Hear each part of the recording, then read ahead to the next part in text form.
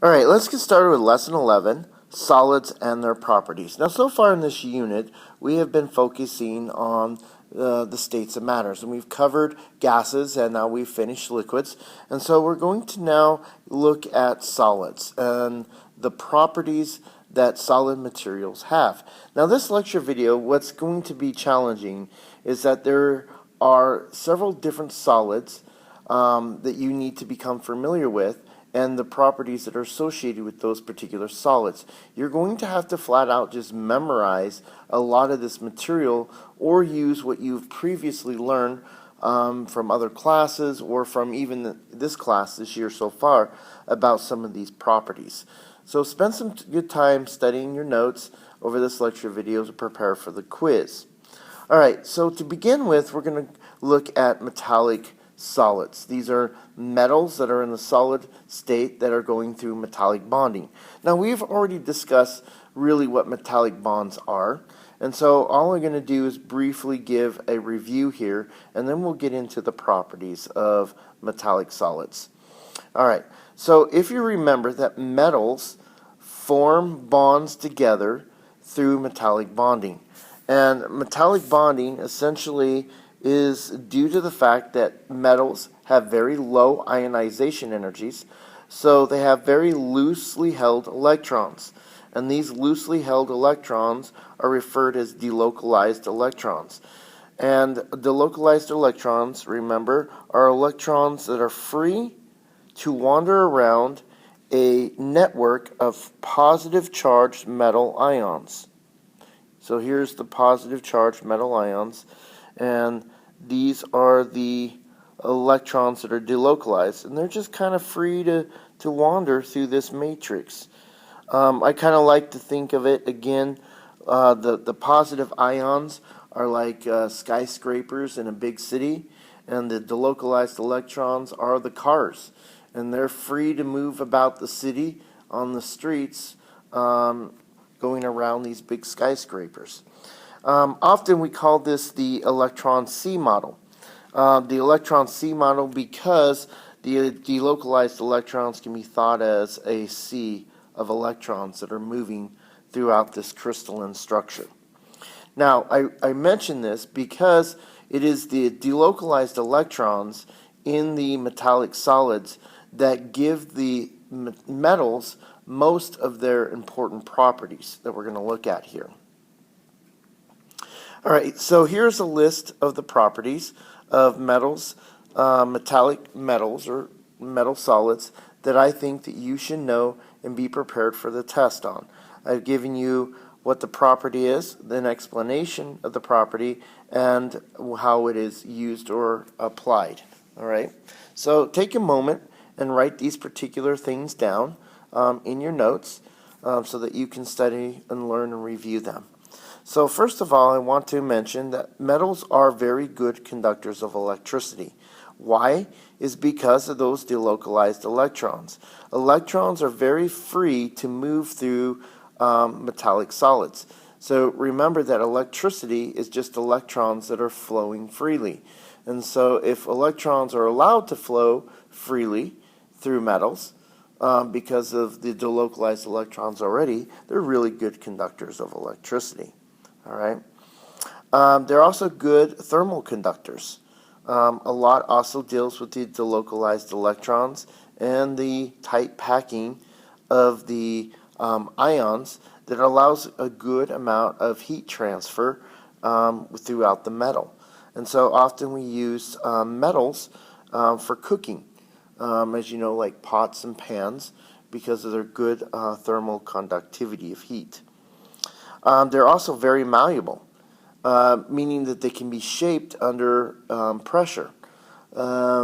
We shape metals into all sorts of interesting objects so that we can enjoy different types of materials that we need for metals. Everything from jewelry to cars to electronic components and so forth, structural components of bridges and so forth.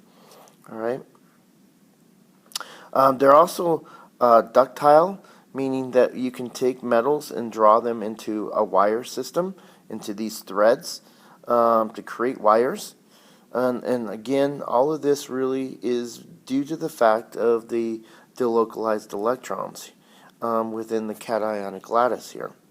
And finally, metals have very high melting points. It requires a tremendous amount of energy to break the metallic bonds in order to melt the metals, because in order to melt metals, you have to break metallic bonds and to separate the metal cations from each other in order to go through the melting state. All right? So there are some properties of metallic compounds or metallic metals. All right, let's go to our next classification of solids, and that is ionic solids. And again, we have talked about ionic compounds before, so let's just give you a brief reminder of some things. Remember that when ions come together, a group of ions in a specific ratio, they form a crystal lattice, or what we call an ionic compound or an ionic solid. For instance, in this case, we have sodium chloride, and sodium chloride, remember, is NaCl, and it's made of a positive sodium ion and a negative chlorine ion, and those two ions attract through an ionic bond. But we just don't have one or two ions. We have thousands or trillions of these ions that are all bonded together in a 1-to-1 ratio to form a ionic crystal lattice that we call today sodium chloride or table salt. And these crystal lattices are super tough and very strong. And so let's take a look at these properties right now. So let's look at their melting points. And they typically, just like the metallic compounds, have very high melting points because it requires a lot of energy to break the ionic bonds. And in order to melt an ionic solid, you have to break the ionic bonds to separate the ions from each other. And then we get basically a molten ionic compound or liquid ionic compounds. All right. Boiling points are also very high due to the same ideas because we have to break those ionic bonds, which are super strong. Solubility, in generality, ionic compounds are very soluble in polar solvents or in other ionic compounds, ions themselves. For instance, table salt, sodium chloride, is very soluble in water. All right. So in general, just think that ionic compounds are soluble in water, especially in polar compounds, polar solvents. All right. Conductivity of electricity. They do not conduct electricity very well. They have an extremely hard time doing so, mainly because there's no delocalized electrons like we see in the metallic bonding. Since there's no delocalized electrons, there's no flow of electricity. However, when you take an ionic compound and you dissolve it, such as in water, and those ions are free, then it does allow electricity to flow through those ions, and they become conductive. So what we generally say is that ionic compounds or ionic solids are not good electrical conductors unless they are dissolved in like water, for instance. So for instance, because if you're in a swimming pool, there's lots of dissolved ions in swimming pools, and so swimming pools are great conductors of electricity, and so you would not want to be swimming in a swimming pool during a lightning storm because it would conduct electricity and you could have some problems, so it's a bad idea. Okay, brittle.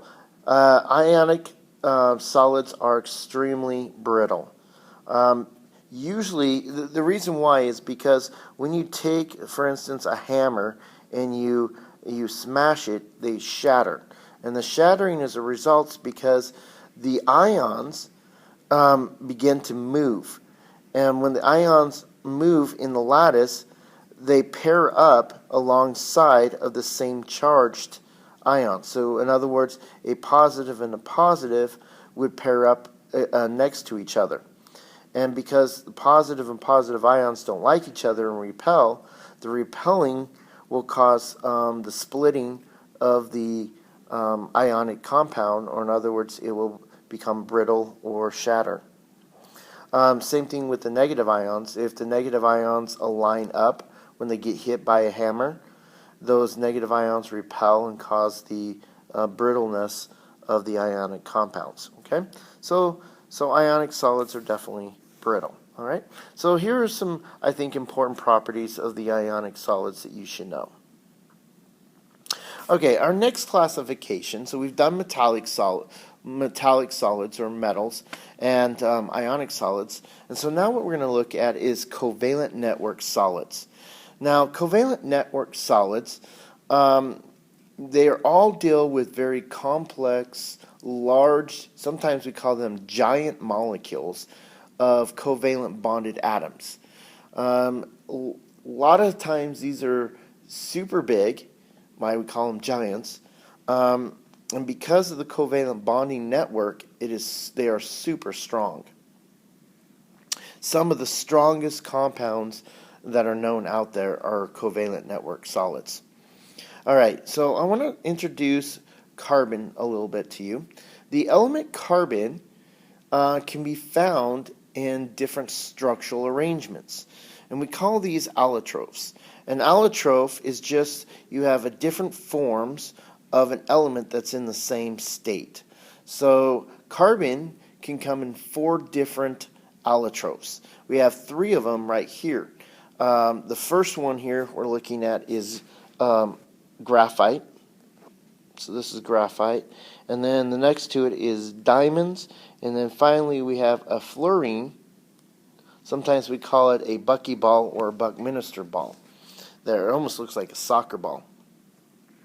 But these are 3 of the 4 different allotrophs of carbon that are in the solid state. And so we don't see elemental carbon by itself in nature. Elemental carbon is going to be found in one of these 4 allotrophs in the solid state that we're going to see. All right? Just like you see with other elements that are found in nature as being diatomic, carbon is going to be found in these allotroph covalent network solids existing in the elemental state. All right, so let's dive into these allotrophs of carbon. These giant molecules, you could say. So here is a list of some properties of the 4 allotrophs: graphite, diamond, the fluorine, and the graphene. Okay, that's the 4th one that wasn't listed before. All right, I would take some time to write down these different properties and these ideas that I think that are really important for you to know for the test. So for instance, graphite, the structure of graphite is made up of basically sp3 hybrid structures. The angles are 120-degree angles, just like in most sp2 hybrid orbitals.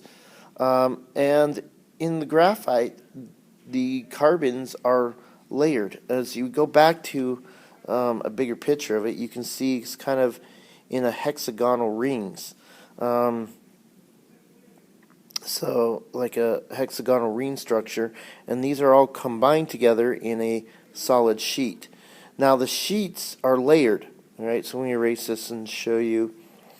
So here's one layer, and here's a second layer, and a third and a 4th layer. Now each layer is bonded together by dispersion forces. So I'm drawing dispersion forces between the sheets, and that's what holds these layers of hexagons of carbon together in graphite. Graphite, they're really good conductors of electricity, which we use in certain applications in the industry. They They do have some delocalized electrons in their hexagonal structures, and that allows them to be good conductors of electricity. So just think that even graphite, even though it's not a metal, it does have some delocalized electrons to allow electrical conductivity. They're not very good at thermal conductivity, though. As far as their appearance is concerned, they don't have a lot of luster to them. They're gray crystalline solids. As far as some special properties, graphites, they're good lubricants. If you've ever done like Pinewood Derby races or anything like that, on those Pinewood Derby cars, a lot of people put graphite on the wheels in order to make them spin because it reduces the friction. So they're also graphite is a great lubricant in machine industries, on instruments and so forth to reduce the friction down. They have very high melting points, and one interesting thing about graphite, it is the most stable allotrope of carbon. So when we think about carbon in nature, it's usually in the graphite form. All right. Now, diamonds. Diamonds are structured quite differently. They still have the hexagonal structures, as you can see in this picture here. You still see these hexagons here. But instead of being in a layer, it literally comes in a diamond structure, almost sort of like a three-dimensional triangle or pyramidal structure type of thing. And maybe that would be better as a three-dimensional, it's a pyramidal structure for diamonds. So as far as properties of diamonds, they're sp3 hybridized tetrahedral arrangements, so it's a little different than graphite. They don't conduct electricity at all. They're terrible conductors of electricity. They don't have any delocalized electrons, whatever. They're very good, though, at thermal conductivity. In fact, their thermal conductivity is better than metals themselves, which I find very interesting because of that diamond arrangement. They're highly transparent, as you know, very lustrous crystals. Very, very popular form of carbon is definitely diamonds. People love diamonds. They're extremely hard. You know that. It's the hardest known natural substance in nature. They cannot be scratched by anything. They have very high melting points, extremely high melting points. Some of the highest out there. All right, excuse me. Let's go to the fluorine. They're the buckyballs. They look like soccer balls, really. They also have hexagonal and pentagonal structures. There are 60 of them, which is represented by the number here, 60. So there are 60 total, 20 hexagonal structures and 20 pentagons in an sp2 hybridized arrangement. Some properties, they're great. They're really good at semiconductors at normal temperature and pressures because there is some mobility of electrons, some delocalized electrons there. They have very low thermal conductivity. They're yellow crystal structure, soluble in benzene. So if you're going to dissolve these, you usually need a very highly nonpolar benzene compound. What's cool about them is they're light, though. They're extremely lightweight. They're very hollow inside. So they make this. You can think of a soccer ball that's hollowed out. So there's not much to it internally. So they're very light, but yet they're super strong. They have a low melting point, as we said, and we often use them as superconductors in crystalline structures when they react with potassium. So these fluorines, or buckyballs, are often used in nanotechnology, a new field that's becoming bigger and bigger. All right, the last one is graphene. Now, graphene is an sp2 hybridization. It's a very very interesting material. It was discovered in about 2004, so it's very newly discovered. No one ever thought that a structure like this was even possible until they found graphene. It only exists as a two-dimensional material, which is so weird because most of these molecules are all three-dimensional. But here it's only a two-dimensional material. They are really great conductors of electricity. They do have some delocalized electrons to allow them for that conductivity of electricity. They're the best thermal conductivitors out there, even better than diamonds. They conduct electricity better than diamonds, better than metals, better than anything we know of at this point. All right, and they're almost completely transparent, which is also really cool about them. So because of these wonderful properties, in fact, a special property is that the thickness is just one atom. So they're the thinnest material ever to exist that we can find. But yet they're super duper strong, 100 times stronger than steel. All right? They're like the strongest thing out there, stronger than diamonds. Even though diamonds are harder, graphene is super strong and flexible. So they're strong, they're flexible, they're two-dimensional, great conductors of electricity and heat, and have very high melting points. So there's a lot of promise for graphenes, and it's a big part of our new field of nanotechnology. And we're trying to find all sorts of ways to use graphene in new industry and new materials that are lightweight and yet strong and flexible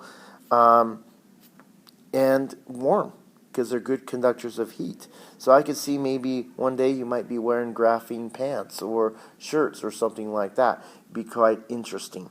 All right? So those are some properties of the 4-allotropes of carbon that you need to know and know well. All right? All right.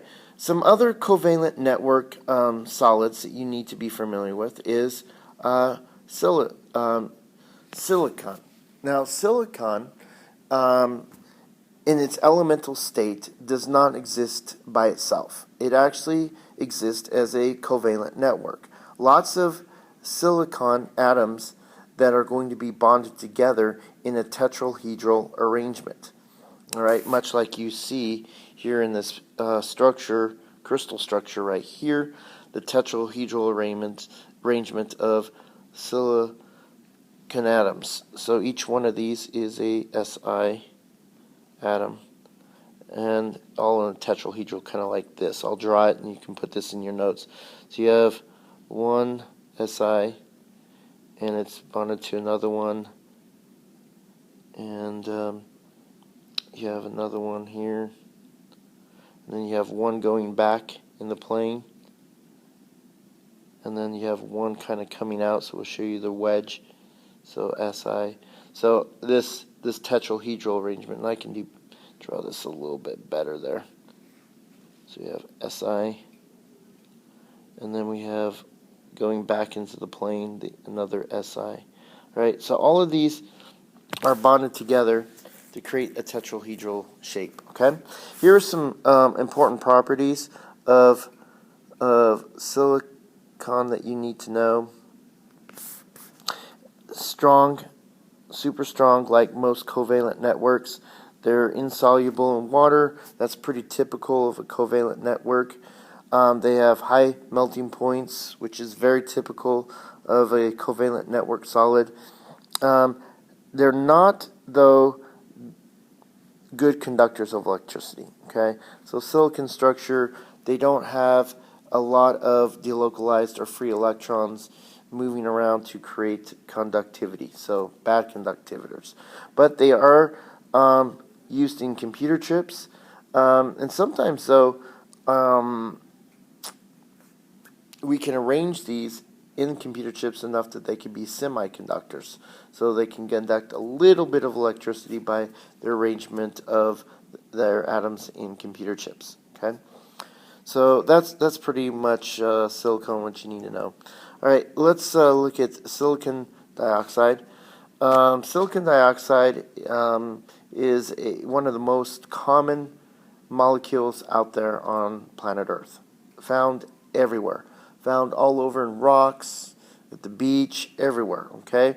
Most things have silicone in it. Okay? And so you can think of, or silicon, sorry. So you can think of like silica or quartz is what we call them. These are quartz crystals, and that's just silicon dioxide. SiO2. Alright? However, in the structure, covalent network structure, we actually form a tetrahedral structure that are covalently bonded between basically the silicon and the oxygens in a tetrahedral arrangement. So it's kind of like if I was doing this, you have silicon, and then you have an oxygen, and another oxygen, and another one. And this begins to form our crystal structure. So these gray ones are the silicon, and the oxygens are the red ones. So we have oxygen, oxygen here, another Si, oxygen, Si, and so forth. So you can make a little key or something and know that these are the oxygens, these red ones here, and the gray ones, which yours, of course, is black and white, but the gray one is silicon. Okay, so properties. What about some properties of silicon dioxide? Well, again, like we see with other covalent networks, they're super strong. They're insoluble in water. They have high melting points. They're not very good conductors of electricity. They basically, it's glass and sand, okay, on that idea there. All right, and so these are kind of some things you basically need to know about these covalent network solids. Now, I do want to go back and I just want to recorrect something, make sure that you do understand that silicon, even though we say it's not a conductor of electricity, that's not, like I said earlier, entirely true. They are semiconductors, so maybe I should get rid of that non-conductivity and just say it's a semi-conducting material. All right, so semiconductor. I think that's probably a better way of looking at that. Okay, so just go back and change that in your notes, because we do use them in computer chips quite a bit.